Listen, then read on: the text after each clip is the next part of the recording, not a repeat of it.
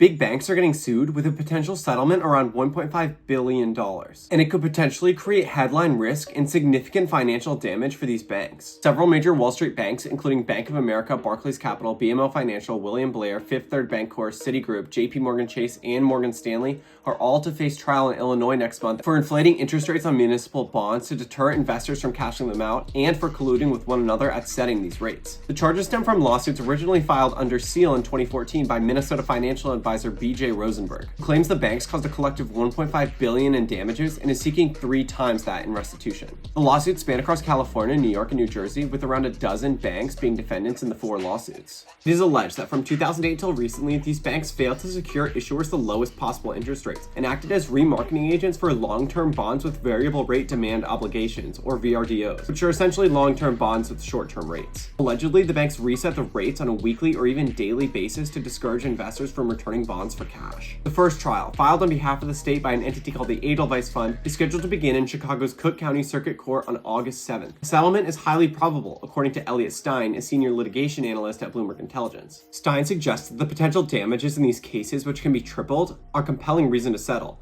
as is the chance to avoid any damaging evidence or outcomes that could affect related cases. Even if the total settlement for the 4 False Claims Act cases is around $1.5 billion. The banks maintain that they use their judgment in setting the interest rates and that their choices are conclusive and binding. An additional antitrust lawsuit was filed in New York in 2019 by Philadelphia and Baltimore, also alleging manipulation of VRDO interest rates. This suit could result in claims of around $6.5 billion in damages. Stein estimates that a settlement would be around $1 billion, with Bank of America paying the most at $225 million. Why does this matter for us investors? Well, ultimately, the payout from these banks is not going to matter in the long run. But the ultimate takeaways are that VRDOs might be less desirable to hold now that banks aren't colluding on interest rates, and the banks are going to receive some bad press. But what do you guys think? Check out Quiver Quant to learn more about this issue, subscribe for more videos, and thanks for watching.